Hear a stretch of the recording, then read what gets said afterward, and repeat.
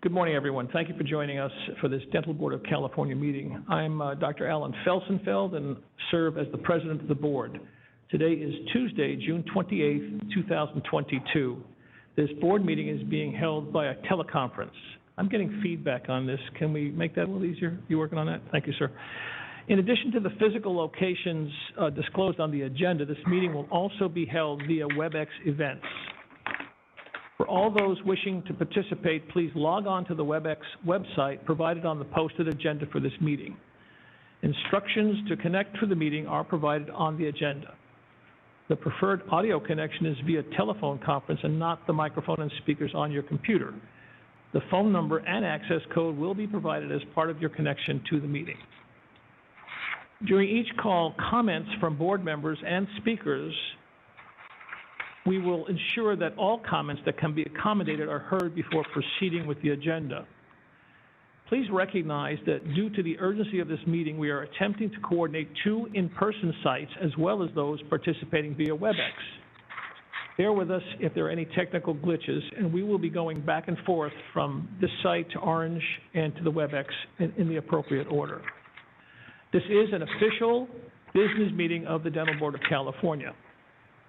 The board welcomes public comments on any items not on the agenda, and it is the board's intent to ask for public comments prior to making any action on any agenda item. The DCA moderator will explain the process for providing public comments shortly. For individuals participating via WebEx, when called upon, the moderator will give the individual permission to unmute themselves, and they will have 2 minutes to make public comment. The moderator will audibly announce when 30 seconds remain to conclude the public comment. After the 2 minutes have lapsed, the individual will be placed back on mute.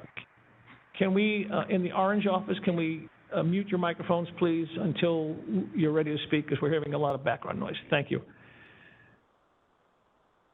Depending on the number of people who would like to testify on a particular agenda item, a total time limit may be imposed. We ask all speakers to please stay on topic and not repeat testimony already provided.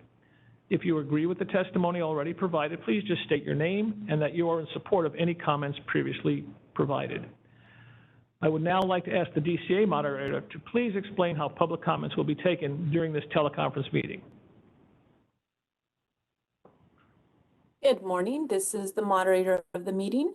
For purposes of today's meeting, when the board president opens public comment, members of the public who would like to provide public comment at our DCA headquarters location in Sacramento can approach the table and microphone at the front of the room. For those participating at the Orange location, you can let the board or staff member at your location know that you wish to make a comment by raising your hand. When called upon, we ask that board or staff member provide commenters access to a microphone. For those joining via WebEx, we will be utilizing the WebEx question and answer feature to facilitate public comment. When the board reaches a point in the agenda at which public comment is appropriate, the question and answer or Q&A feature will be turned on, and members of the public can indicate they would like to make a comment by inserting the phrase, "I would like to make a comment," in the question box, which is typically located in the lower right corner of your screen. The moderator will then call on the individual and give the individual permission to unmute their own microphone. The individual will have 2 minutes to make their comments.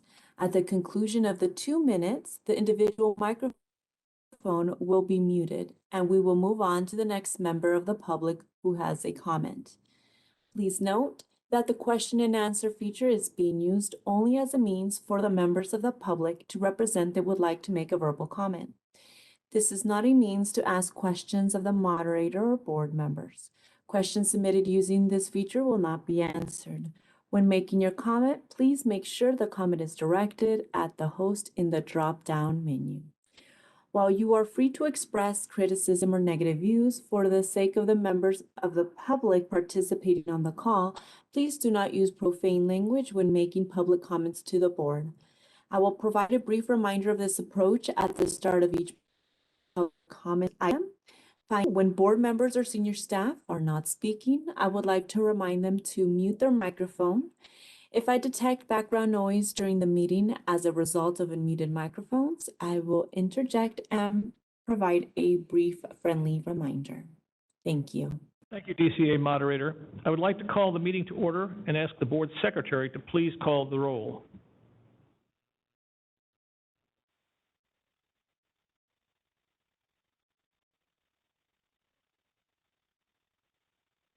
Dr. Molina, you may want to unmute at this point.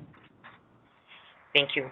My name is Dr. Sonia Molina, and I'm the board secretary.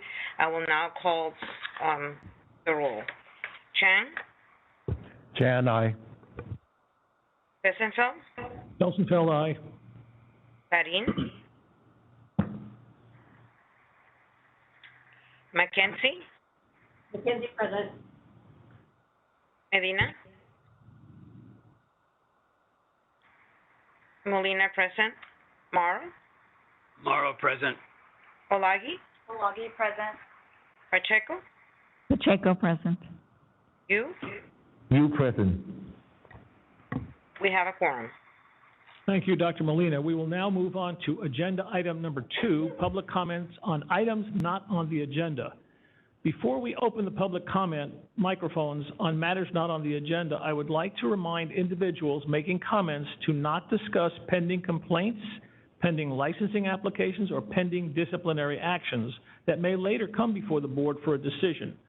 Such discussions are considered ex parte communications, and as such, they could provide information to the board members that is outside of the record in violation of the Administrative Procedure Act. Such discussions could create a conflict and lead to a board decision being challenged in Superior Court. Accordingly, if an individual makes comments on a pending disciplinary matter, the individual will be interrupted. The board can, of course, receive comments regarding the board's processes in general, but it cannot receive comments on specific case circumstances where the decision is still pending. In addition, public comments should address the board as a whole and not individual members.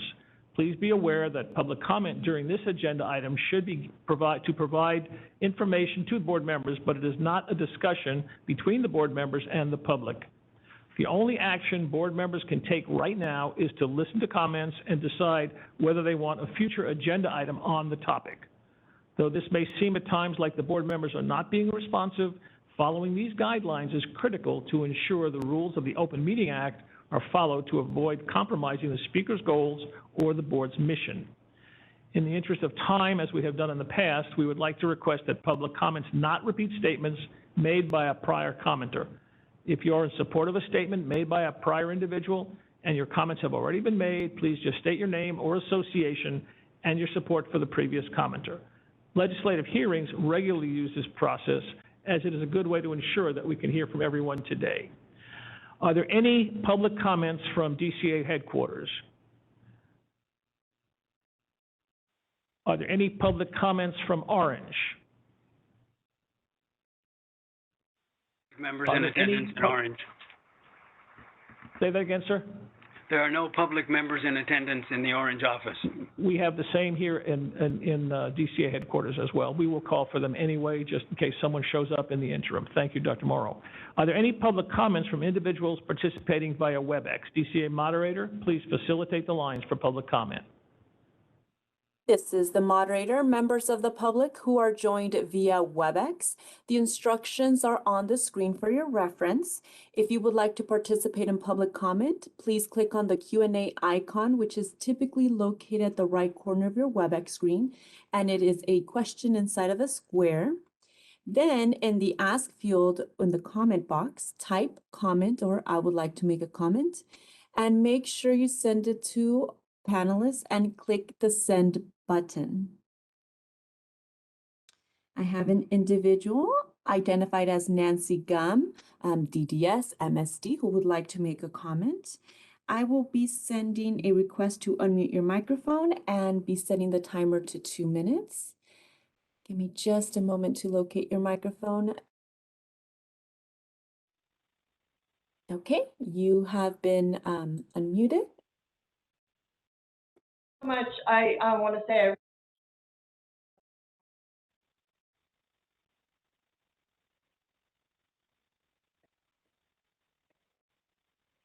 And Dr. Gum, we heard a little bit at the beginning there, if you would like to try again. It sounds a little bit far away. If you get closer to the microphone, please. Hear me now? Can you hear me now? A little bit better. Okay, well, I'm gonna do my best. How about if I speak up? Can you hear me now? Is that better? Board members from the hearing room, are you able to hear that? We may not. Oh, I'm so. Okay. How can I don't know what I can do to fix that. I'm so sorry. From the audios, no worries. Your WebEx, the audios, you see where the mute button's at? There's a little down-facing arrow. You click on that down-facing arrow, click audio settings, and from audio settings, there is the microphone section. Uncheck automatically adjust volume. So uncheck that. Make sure the volume's all the way to the right, so all the way up, and then try again. Okay, how's that? Can you hear me better now? Is that improved? Still the same from my end, board members. We can barely hear her up in Sacramento. Okay, how about if I speak up? Can you hear me now? Is that better if I speak up? Get closer and use your outside voice, if you will, so we can hear you, please. Okay. How's that? Is that a better, you can hear me better now? Yes, ma'am, we can. Okay, I'm so sorry for taking your time with that. Again, my name is Dr. Nancy Gum. I'm a practicing orthodontist in San Jose. I have been in dentistry a long time. My first job, we wiped the instruments with alcohol wipes. We didn't wear masks and we didn't wear gloves. When I first started in practice as an orthodontist, when I started practice, my father told me, be kind to the patients, do the right thing, and really pray that you don't get sued. Those changes that were made to the dental, the requirements for us as practicing dentists, that we attend courses that taught us about infection control and also taught us about dental law, were crucial in us feeling safe and secure in doing the right thing in our offices. And now that brings up my topic, and I have written, I won't repeat what I've said in my written form. Are you still able to hear me? Yes, ma'am, we are. Okay, so cognitive thinking is an important process that guides not only patient care decisions, but hiring and management of patients and staff. And bias, as part of the cognitive thinking process, allows us to think quickly. If we understand this process of how bias influences our decision-making process, we can be better at making decisions for our patients and our staff. But it takes time and it takes understanding, and I would like to see that be something that we have to do. It is required, as you know, in medicine. Okay. Sorry, I lost my train of thought. You know, I've lost my train of thought. I'm so sorry. I think, you know, I've written what I wanted to say in my written form. I hope you will all read that. And I hope that this is something you consider placing on the agenda to look into having cognitive bias training be part of dental licensure renewal. Thank you.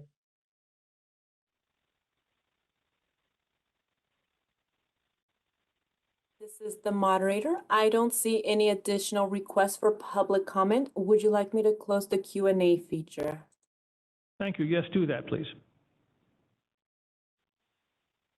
Thank you. We will now move on to agenda item number 3, which is a discussion and possible action to consider adoption of the proposed clarifying amendments identified by the Office of Administrative Law relating to SB 501, the Anesthesia and Sedation Rulemaking, proposed California Code of Regulations, Title 16, Sections 1017.1, 1021, 1043, 1043.1, 1043.2, 1043.3, 1043.4, 1043.5, 1043.6, 1043.7, 1043.8, 1043.8.1, 1043.9, 1043.9.1, 1043.9.2, 1044, 1044.1, 1044.2, 1044.3, 1044.4, 1044.5, and 1070.8. I will ask David Bruggerman, our legislative and regulatory specialist, to present this agenda item. Good morning, Mr. Bruggerman. Good morning, President Felsenfeld. Good morning, board members and members of the public. I'm David Bruggeman. I'm a legislative and regulatory specialist here with the Dental Board, pardon me, and I'm going to discuss the memo that's part of the meeting materials. I'm just going to summarize that and get to the specific actions that we're requesting that the board consider. So this is in relation to the revisions to the anesthesia and sedation permits that were put into law by SB 501. That law went into effect at the beginning of 2022. At the board's November 2021 meeting, they approved you approved the first preliminary language for these regulations that went through a 45-day comment period. And we had a public hearing where we took further public comment in February of 2022. At our March board meeting, our March 14th board meeting, the board reviewed the public comments, decided on responses, and made some changes to the regulatory text that were noticed for an additional public comment period of 15 days. One comment was received but subsequently withdrawn. The board then staff approved, the board staff compiled the rulemaking file, and we submitted it to the Office of Administrative Law on May 2nd of 2022. As the Office of Administrative Law reviewed the file, they found there were certain areas that required clarification, and that some of the recommended changes that they have constituted substantive they constituted substantive changes, and a substantive change would require an additional 15-day public comment period, and that's what I'm focusing on here today. There's certain specific changes, I'm going to cover them briefly, that qualify as substantive changes and would therefore require notice. In certain situations, these are repetitive, so if you'll bear with me, I'm just going to cover them briefly. The first two changes that were outlined in the memo require changing the word should to the word shall, and this would change something that was discretionary to something that is required. And the first one of those is going to be in section 1043.3A of the proposed regulations. The should in that first sentence needs to be changed to shall. The second instance is that in 1043.9.2, the word should in the second sentence of the introductory paragraph needs to be changed to shall. The next substantive change concerns section 1043.9.2, subsection D4. This is a bit more involved. The Office of Administrative Law required greater clarity concerning the phrase adequate supply, and in this portion of the regulations specifies the documentation that's to be provided when there's an on-site inspection in relation to these permits and permit applications. So we have, board staff have developed the language that we've outlined here in the memo. I'm going to read that now, that the language would be changed to as follows. Documentation that all drugs maintained at the facility are checked at least once a quarter for expired drugs and an adequate supply of drugs based upon patient demographics for the patient population served, which includes the number of patients served at the facility and the age of the patients served at the facility. For the purposes of compliance with this subsection, documentation of adequate supply shall include a written explanation of how the adequate supply was calculated by the facility. And most of that section reflects the substantive changes. Those are in bold italics in the language there. The next set of substantive changes concern the forms.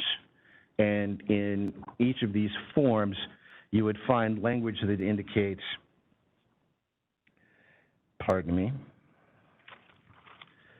you would find language that the form would be, or application must be completed, or that the application, quote, may be rejected as incomplete, unquote. And it is that phrase that the Office of Administrative Law had issue with, and that in further discussion, they felt that it did not accurately reflect the process that would take place when there was an incomplete form or application submitted. And so the recommended change that we are making here is that the language may be rejected as incomplete would be replaced with will not be processed. And it cites the specific section of the California Code of Regulations referring to abandoned applications. And again, this would apply to all of the specific forms that are part of this package. The next substantive change deals with the introductory language concerning facilities and equipment requirements in 3 of the forms, and those are specifically the application for moderate sedation permit, the application for pediatric minimal sedation permit, and the application for use of the oral conscious sedation on adult patients form. In those situations, this is another instance of the change from should to shall. In each of those forms, there's a phrase that all equipment should be maintained, and the change would be to all equipment, it shall be maintained. And like the previous instances, this is making something that would read as discretionary into something that would be required. And then finally, in the application for use of oral conscious sedation on adult patients form, OSCC, the recommendation is to change the language in question 25A to align with the regulations section 1044.5, subsection D. And it's some specific changes. The revised language would read as follows: that the necessary and appropriate drugs and age and size appropriate equipment to resuscitate a non-breathing and unconscious patient and provide continuous support while the patient is transported to a medical facility. The main changes there is that there was language in there's where the word emergency drugs, the emergency would be removed, and the insert is to add age to size appropriate as well. So at this point, I wanted to see if there were any questions from the board members concerning the specific substantive changes that are being discussed. Thank you, Mr. Bruggeman. Are there any questions from the Orange County group? I'm going to go back and forth to keep it fair. Do either one of you have any questions? No questions from the Orange County office. Thank you, Dr. Morrow. How about up here at DCA headquarters? Dr. Chan. This is Steve Chan. I acknowledge item number 4 on page 5 of 80, and acknowledge the addition of patient demographics, which appears to be more with age specific, primarily the pediatric age bracket as well as the geriatric. So I acknowledge that. And the driver from 501, that was the initial driver for a pediatric component of that. On page 6 of 80, on item number 6, I understand the term age, but the term size can be non-specific. I would assume that it means weight. Is that correct or not correct? This is Jessica only. I believe we wanted to cover all areas, whether it's in a pediatric patient who's large in stature or a adult patient who's small. We wanted to make sure that we covered all patients in this area. I understand that, and I understand the size difference between the endotracheal tubes. Thank you. You good, Dr. Chen? Yeah. Okay. I have a question, Dr. Sessenfeld. Dr. Molina, is it? Yes, Dr. Molina. Go ahead, Dr. Molina. Okay, so on number 4, where it says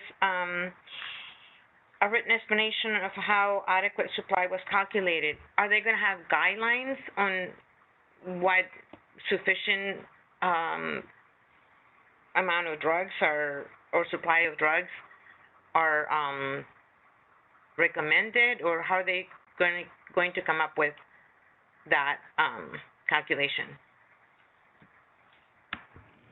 This is David Bruggeman. The idea behind the language, as we're suggesting here, is to allow for them to tailor the specific amount, what would be an adequate supply to the specifics of their location, specifics to their practice, to the populations that they serve.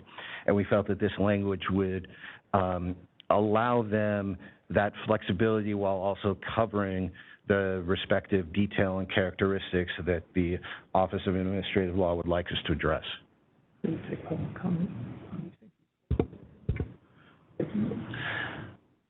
Dr. Molina, you okay with that? Okay, thank you. Any other board comment? There's a recommended motion on page 8, page 7, on the bottom of page 7. Is there anyone who would like to make that motion for us? Dr. Chan, please. I'd make the motion. And can you read? second. Can you read what the motion is, sir? Thank you, so that we have it in the record. We have to read things into the record, too. Okay. It starts with the word approve, and that next to last paragraph there. Okay. Approve the proposed second modified text and forms and direct staff to take all steps necessary to complete the rulemaking process, including sending out the second modified text notice with these changes for an additional 15-day comment period. If after the 15-day public comment period, no adverse comments are received, authorize the executive officer to make any non-substantive changes to the proposed regulations and adopt the proposed regulations as described in the second modified. Agenda number 3, discussion. No, go down. It's just missing the end of it. Okay. I think we're good there. Okay. We have more of it there, but where is it? We need to finish. On page 7 of 8. At the top of the next page. Page 7. Oh, text Okay, notice. the modified text notice for 16 CCR sections 1021, 1043, 1043.1, 1043.2, 1043.3, 1043.4, 1043.5, 1043.6, 1043.7, 1043.8, 1044, 1044.1, 1044.2, 1044.3, 1044.5, 1070.8, 1017.1, 1043.8.1, 1043.9, 1043.9.1, and 1043.9.2. Thank you, Dr. Chan. Ms. McKenzie? Yeah, McKenzie seconds. You don't have to read that, though. I do not, Thank you very thank much. goodness. All right. Do we have any more board discussion from DCA headquarters on this motion? I see none. Is there any more discussion in the Orange County office? No, this is Morrow at the Orange County office. And again, I think we're looking here at substantive changes. There are a number of typographical errors that obviously need to be corrected, but they're not really substantive, so. Thank you, Dr. Morrow. Any further board comments? Is there any public comment on the motion? DCA moderator, would you please facilitate public comment? This is the moderator. I've opened up the Q&A feature. It is now open. On the screen, you have the instructions for your reference. So member of the public who have joined via WebEx, if you would like to participate, click on the Q&A icon, which is a question inside of a square, typically located at the bottom right corner of your WebEx screen. And in the text field, type comment, or I would like to make a comment, and click send to all panelists. I wanted to confirm, were you able to hear those instructions?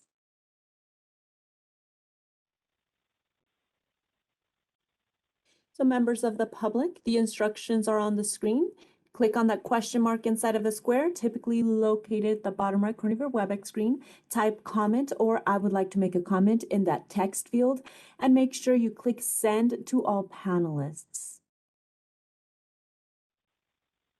And that's if you would like to participate in public comment. As of this moment, Board President, I do not see any requests for public comment coming in through the WebEx feature. Would you like me to close the Q&A feature? Yes, please.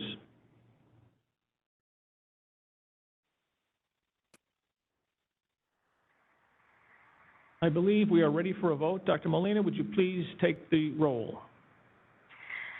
Yes, thank you. Chan, Chan, aye. Felsenfeld, Felsenfeld, aye. McKenzie, McKenzie, yes. Molina, yes. Morrow, Morrow, yes. Olagi? Olagi, yes. Pacheco, Pacheco, aye. you, You, aye. motion passes.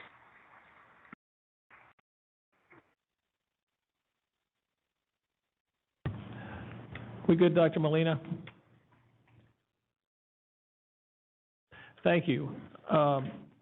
Bruggeman, Ms. Olney, thank you very much. Thank you. We will now move on to agenda item number 4, to recess the open session. At this time, the board will recess open session and convene in closed session. At the conclusion of closed session, the board will return to open session for the purposes of meeting adjournment.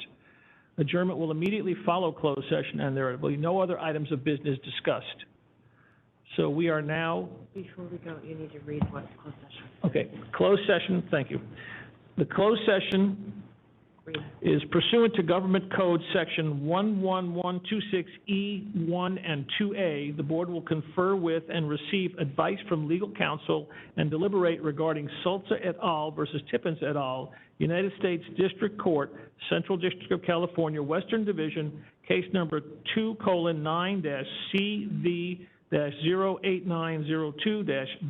2:9-CV-08902-GW-MAA.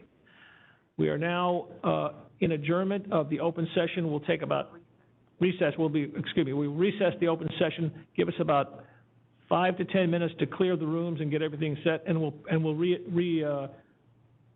reopen the meeting in closed session.